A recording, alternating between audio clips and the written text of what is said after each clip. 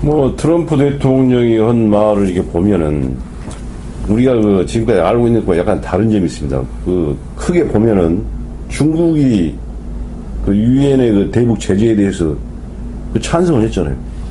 네. 그렇죠. 거기에 대해서 조선, 북한에서는 대단히 기분이 나빴을 것이고 거기에 대해서 반발을 했을 텐데 그것도 지금 몇 번 했죠. 몇 번 찬성을 했어요. 그래서 대단히 지금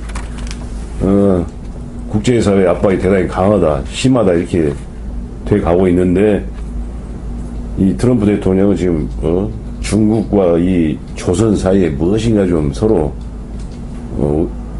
말을 안 하지만 우리가 벌써 잘 알지는 못하지만 아직도 중국이 좀 북한을 도와주고 있지 않느냐, 조선을 도와주고 있지 않느냐, 뭐 이런 생각이 좀 있는 것 같아요.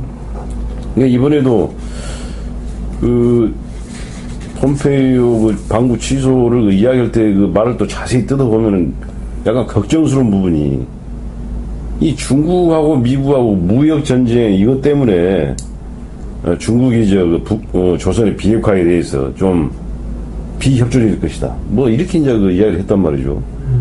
근데 사실은 그런 무역 전쟁, 미중 간의 무역 전쟁이라고 하는 것하고 그 조선을 비핵화라고 하는 것하고는 직접적인 그런 관련은 없는데 트럼프 대통령은 그렇게 보고 있더라고요. 그리고 또 제가 걱정스럽게 보고 있는 것은 아니 말 그대로 보면 그렇습니다. 폼페이오가 언제 방북할 것인가에 대해서 말을 해놓은 게 있어요. 그 미중 간의 무역 그 문제가 해결된 뒤에는 뭐 이렇게 방북할 것이다. 뭐 이런 식으로 그 말을 했다라고 이제 돼 있는데 물론 이 사람이 하도 뭐 이리 튈지 저리 튈지도 모르고 뭐 이 말했다 저 말했다 하루에도 뭐 다음 날에도 바로 뒤집고 하는 그런 사람이니까 또 무슨 말을 할지는 모르겠어요. 그러나 지금까지 나온 말을 보면은 이거 상당히 이 조미 회담 그것을 대단히 뒤로 미뤄질 가능성이 있는 것이 아닌가 이런 걱정이 좀 드네요. 그 부분에서 일단 뭐 설명하시는 시각과 약간 그 어휘는 다르지만 근본적인 의견은 저도 동의합니다. 뭐냐면은 트럼프 대통령이 중국을 언급한 거는 그 트럼프 대통령이 미국 대통령의 현재 시각을 저는 좀 이 비핵화 문제도 전체적으로는 북한 문제 또는 중국과 연계된 북한 문제를 보는 것 같습니다. 그리고 구체적으로 당국자들은 작년에 6차 핵실험을 하고 나니까 유엔 안보리에서 그 당시 대북결의 2371호를 채택했는데 그게 북한의 최대 북한 외화벌이라고 우리가 흔히 얘기하는데 아무튼 수출에 가장 큰 부분을 차지하는 석탄 수출을 금지하는 내용입니다. 네. 그 다음에 9월에는 석유 공급을 제한하는 게 있어요. 그래서 그 다음에 12월에는 휘발유를 비롯한 정유 제품을 그 북한에 공급하는 걸 1년에 50만 배럴로 제한하는 안보리 결의 2379호도 채택됐는데 이 모든 게 중국이 동의한 거거든요.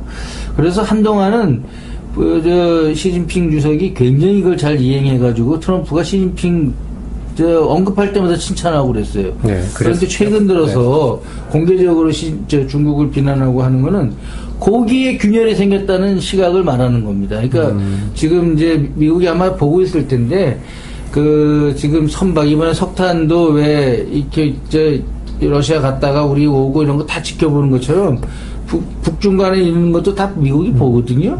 그래서 최근에 보면은 무슨 환적이라 그래요. 공해상에서 환적하고 이런 거를 적발해냈다 이런 발표들이 잇따르고 있는데 그게 상당히 관련이 돼요. 그리고 미국 내 언론에서는 북중 간에 이게 사실 이게 국경이 아니거든요. 여기서 제재를 중국이 풀어주면 뒷문이 다 열리는 겁니다. 그래서 그거에 대한 불만을 노골적으로 얘기하는 거고 거기다가 또 하나 트럼프 대통령이나 미국에서 의식하는 건 사실은 엄밀하게 보면 한국도 있습니다. 그래서 최근에 니키 헤일리 유엔 대사 항상 나오는 그 강경 미국 여성 대사 아닙니까? 거기서 뭐라고 얘기하냐면 어떤 나라는 제재 면제를 원하고 어떤 나라는 제재를 풀기를 원하지만 북한이 비핵화 약속에 응할 때까지는 그럴 수 없다라고 딱 잘라 말했는데 제재 면제를 원하는 거 좀 이따 다시 얘기하겠지만 그건 한국입니다. 제재를 제재를 완화하고 풀기를 해제를 원하는 거는 미국과 러시아죠. 이거를 동시에 겨냥한 겁니다, 이게. 그러니까 자기네들이, 미국이 좋은 의미든 나쁜 의미든 지금 세계 최강 미국이 하고 있는 제재 전선이 동요할 조짐을 보이니까 그걸 막기 위한 거죠. 우리 입장에서 굉장히 기분 나쁠 수도 있지만 미국 입장에서는 너희들이 동의하고 약속한 전선을 함부로 이렇게 풀면 그때 대가를 치러야 된다라는 경고로도 볼 수 있습니다. 깡패짓이라고 해도 좋고 뭐라고 해도 좋은데 미국은 그렇게 생각하고 그렇게 행동을 하는 겁니다. 근데 이제 니키 헤일리 유엔 대사가 조선 비핵화 약속인지 이런 것도 보면은 어쩔 때는 약속이란 말을 쓰거든요. 어쩔 때는 또 실천으로 들어가야 된다. 뭐 지금 그렇게 이해를 하는데 왜냐하면 이것도 내가 보기에는 그 사람들 자신도 말을 하는 사람들도 뭔가 확실하게 어떤 기준이 있는 것인가. 왜냐하면은 조선 북한에서 비핵화 약속을 좀 했어요. 그걸 하겠다라고 이야기했잖아요. 비핵화는 반드시 하겠다라고 이야기를 했다고 하지 않습니까? 우리한테도 하고 6.12 싱가포르 회담 선에도 보면 그 비핵화라는 말이 있잖아요, 거기. 그럼 약속은 했죠, 약속은. 그런데 약속을 했으면은 뭘 완화를 한다든가 이렇게 한다면 해야죠, 지금 상황에서. 만약 그 말이 맞다면은. 근데 왜 이런 말씀을 드린 거니? 미국에서도 지금 비핵화를 갖다가 어느 정도 수준에서 자기들이 대북 제재를 완화해야 할 것인지 거기에 대해서 확실하게 뭐가 이렇게 기준이 마련이 돼 있는가 의문이 있을 때가 있다 이런 이야기죠. 그렇죠. 그러니까 정리를 하자면 북한이 어떤 비핵화 약속을 했고 그 부분에 대해서 또 비핵화 의지가 실제로 있는지 의심스럽다는 얘기들도 나오곤 있지만 어찌됐든 그 반대급부로 미국도 뭔가 그럼 그동안의 제재를 푸는 문제에 대해서 좀 일종의 로드맵과 자기 저거가 있어야 되는데 그렇죠. 등가에 약속 서로 연계해 놓은 게 있거든요. 예, 그렇습니다. 그런데 미국이 과연 그런 실천적인 지금 어떤 프로시저 절차를 갖고 준비를 해왔는가 이 부분에 대해서 문제 제기를 하신 거죠, 소장님은? 그렇죠. 네, 그 부분은 한번 계속 또 지켜봐야 될 대목인 것 같긴 한데요. 결국은 양쪽에 좀 신뢰와 이런 것들이 결여되다 보니까 생기는 건데. 그렇습니다. 양쪽 신뢰 그러니까 결여로 봐야 되겠네요, 이 부분은. 그렇죠. 이건 무슨 다른 논란은 없는 것 같아요. 근데 지금 그런 상황이 충분히 안 돼 있고, 그렇다 보니까 이 협상이 과연 순항할 거냐, 이런 근본적인 질문에, 의문에 봉착하는 거죠. 조만간. 그렇습니다. 파국 우려까지도 최근에는 막 나오고 있는데, 걱정스러운 상황입니다, 사실은. 그러면 국제 질서 변화로 봤을 때는 이 답답한 을 그동안에 정말 교착 상태받았던 걸 어쨌든 연초부터 해서 풀어서 여기까지 왔는데 상당히 역사적으로 또 소중한 기회인 건 분명했던 걸로 우리 모두가 이해를 하고 있는데요. 어쨌든 미 간의 무역 전쟁의 큰 파고, 큰 물결이 이제 그러니까 몰려오면서 이 북미 간의 어떤 협상도 약간의 여러 가지 다른 생각지 못했던 변수에 봉착하고 있는 거 아닌가.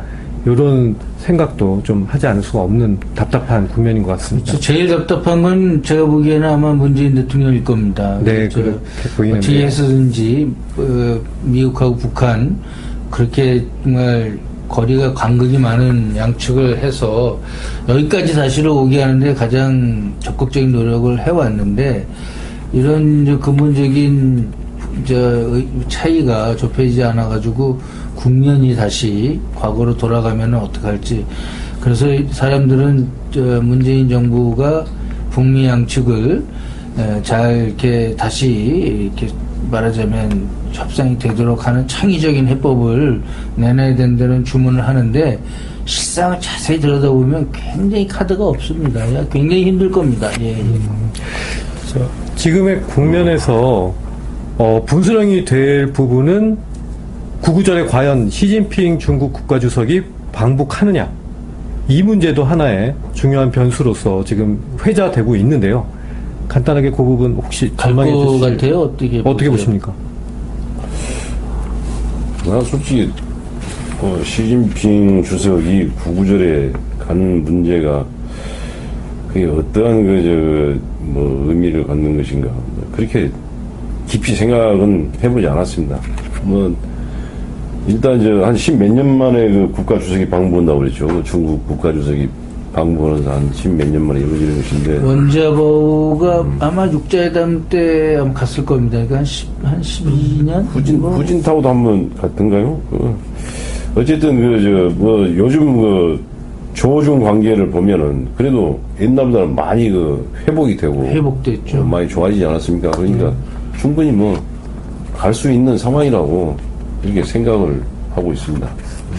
김정은 희주석의 방북이 이른바 미 중간에 신냉전을 가르는 그런 어떤 또 하나의 저거가 될 거다라고 하는 그런 일부 보수파들의 시각도 있습니다. 그것까지 포함해서 한번. 글쎄, 지금 미국과 중국 간에는 사람들은 G2의 충돌이다 이런 얘기를 많이 하고, 아마 제가 중국에서도 근무를 해봤지만 중국 사람들이 아마 반드시 이 동양이 아편전쟁 등 1세기 100년 전 150년 전 당한 수모를 반드시 서양에 갚아줘야 된다, 그런 정서는 갖고 있어요. 그러나 이 시점에서 중국이 미국과 맞설 정도의 G2의 위상이라고 그러는데, 네. 냉철하게 보면은 지금 2위는 맞습니다. 2위는 맞는데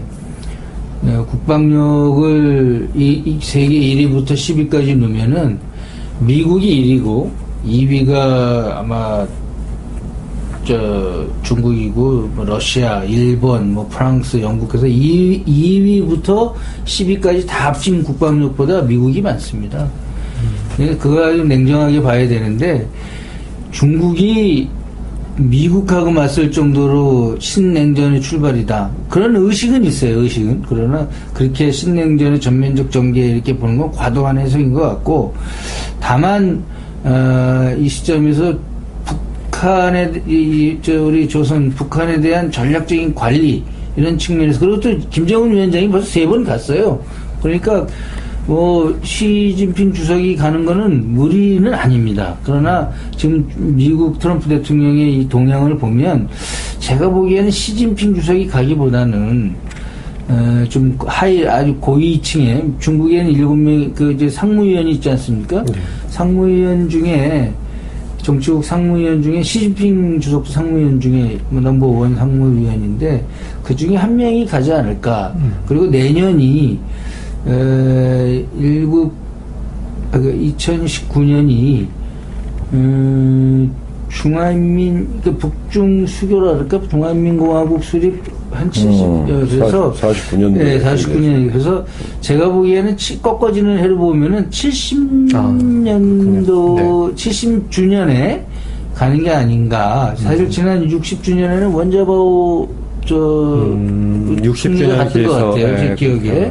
그러니까 그런데 그건 지금 중화인민공화국 70주년 기념일이면은 북쪽에서 누가 가야 되는 거 아닌가요? 그렇죠. 북쪽에서도 가고 구구절에 이제 하면은 양국 관계 혈맹이라고 하는데, 양국 관계 70주년을 기념해서 그러니까 가능성을 본다면 저는 내년이 더 가능성이 좀 있다. 맞아. 올해가 그러니까 조선민주주의인민공화국 창건 70주년. 그렇죠. 올해가 70주년이죠. 그래서 이제 중국에서도 아주 고위층이 방문한다. 그래서 상무위원 또는 시진핑 주석이 갈 수도 있지만, 만약에 미국이 이런 거친 반발을 무릅쓰고 생각한다면 중국의 상무위원은 사실 국가 원수급입니다. 다른 나라로 비면 그렇게 될 것 같고, 이걸 너무 신냉전의 전면적 전개 이렇게 보는 거는 미국과 중국 관계의 속성을 잘 모르는 것 같습니다. 중국이 미국한테 덤빌 수 없습니다, 지금.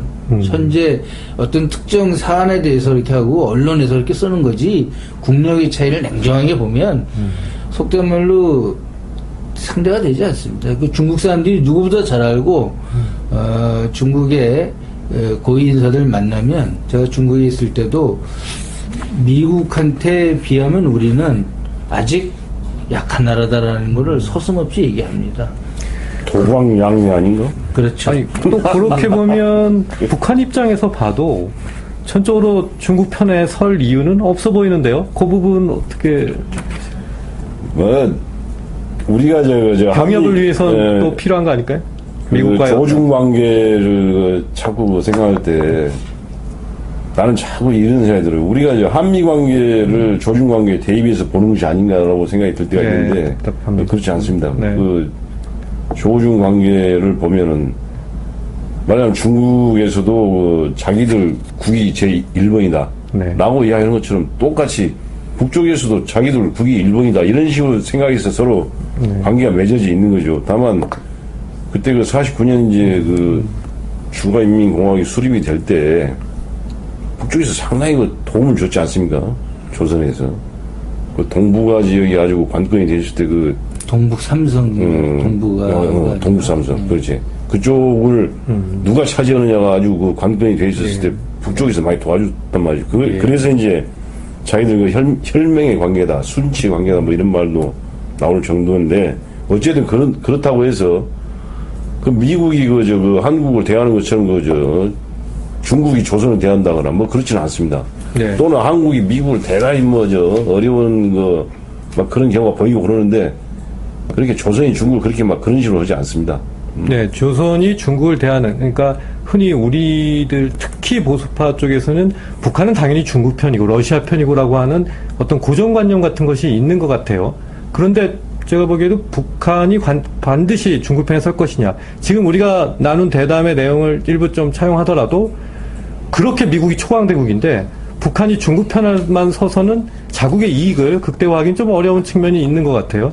그러니까 예, 소장님 말씀은 이제 북한 그다음 중국의 그 근대 공산주의 혁명사를 보면 이해할 수 있는데 지금 이제 김종배 차장이 얘기한 대로 오늘날 시점하고 그때 그 시간의 괴리가 있습니다. 그래서 역사적 어떤 연원과 맥락을 보면 소장님 말씀이 우리가 일리가 있다고 할 수 있습니다. 그러나 국제정치는 아주 냉정하게 봐서 현재적 관점에서 국익의 교차점이 어디 있느냐 이게 제일 중요한 겁니다. 그래서 어쨌든 우리는 분단이 되면서 미국 주도의 이 질서에 편입돼가지고 오늘날 뭐 이런 나라를 만든 겁니다. 그렇습니다. 그러니까 그런 것들은 북중 관계의 특성이 있어요. 그러나 최근 들어서 그 내막을 들여다보면 이루 말할 수 없는 서로 이익의 충돌 이런 것들이 많거든요. 그런 측면도 그렇습니다. 있다는 걸 첨언드립니다. 그런 측면들은 저희들이 쭉 기회 될 때마다 또 추가로 소개를 드리도록 하겠습니다. 우리 이런 어려운 교착 상황, 진짜 정말 비핵화, 한반도 비핵화가 어디로 갈지, 이 럭비공 같은 정말 다이나믹한 변화를 우리가 지금 예측할 수 없는 어려운 상황입니다. 분명한 건 우리 한국의 국익이 어디에 있고 우리 한반도의 평화와 분단체제 극복을 위한 최선의 길이 어디인가 이런 부분들을 주체적 입장에서 좀 고민을 해야 그 전에 존 볼턴 존 볼턴 관련해서 최근에 뭐 심심치 않게 우리 정부가 북한에 뭐 비핵화를 약속했느냐 어쨌든 뭐 여러 가지 얘기를 하는데 거기 사람이 얘기한 얘기 중에 1년 내에 북한에 비핵화를 약속했다 뭐 이렇게 뭐 이런 얘기하는 건 이거는 어불성설입니다. 이게 아까 제가 말씀드린 대로 지금 미북 간에 얘기되고 있는 신고 이걸 하게 되면은 그 신고 다음에 사찰과 검증이 있는데 그거 하면 어느 팀이 사찰을 들어가고 어떤 부분을 사찰하고 또 무엇을 사찰한 다음에 검증하고 이런 거 하는 것만도 5년 이상이 걸립니다. 솔직히 말해서. 그래서 이 사람이 1년 내에 비핵화를 뭐 하겠다고 북한이 약속했는지 한국이 약속했는지 중간에서 그런 얘기를 막 하는 거는 의도가 있는 모르는 사람이 아니거든요. 이 사람이 아주 뭐라 그럴까 강경하면서도 꽤가 많고 교활하다 그럴까 뭐 이런 사람인데 이 사람 내공을 무시하면 안 됩니다. 그런데 이 1년 내에 이 말도 안 되는 말을 자꾸 하는 거는 의도가 있습니다. 뭔가가 뒤에 있고 이건 나중에 아마 그 뒤에 가면은 왜 이 말을 했는지 그 배경이 아마 드러날 겁니다. 잘못 흥미진진한 대목인데요. 큰 소지가 있는 발언입니다. 나중에 보면. 만약에 그걸로 미국이 협상을 거듭하면 그럼 그 뒤로 미국의 책임이라고 말할 수도 있겠습니다. 소장님 어떻게 생각하십니까?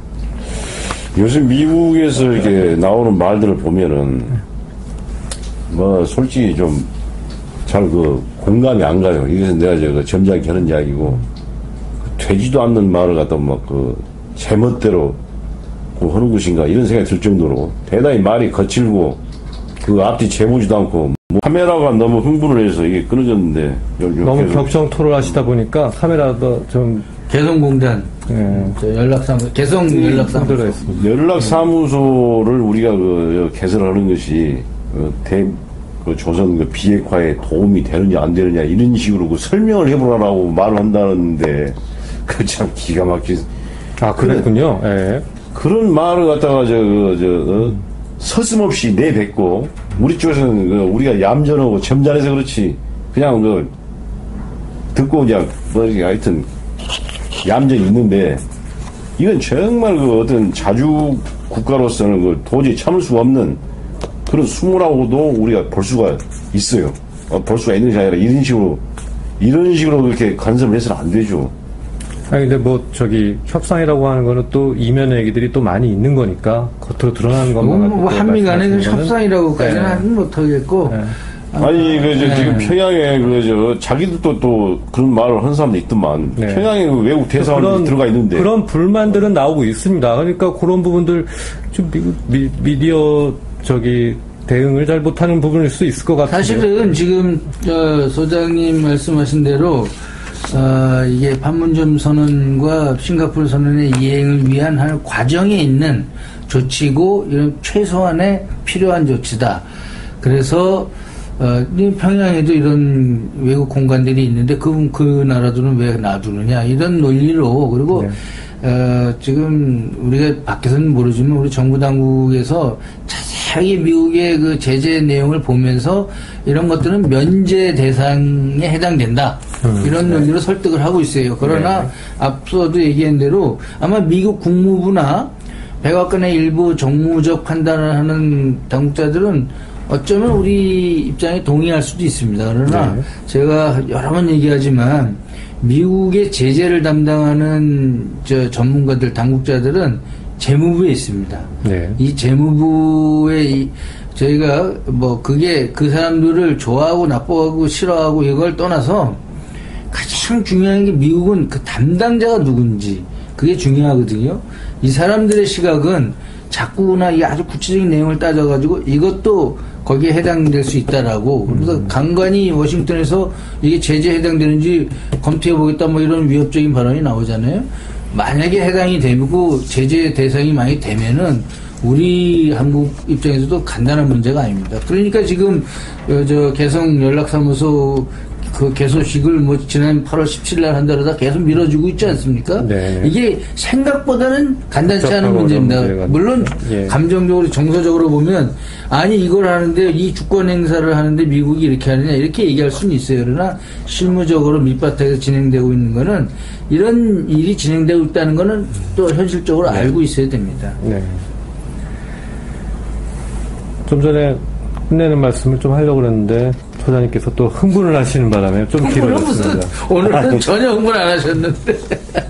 흥분할 만한 가치도 없어. 이런 문제에 관해서 우리가 이야기를 한다라고 하는 것은 흥분할 가치도 없다고. 이건 되지도 않는 이야기야.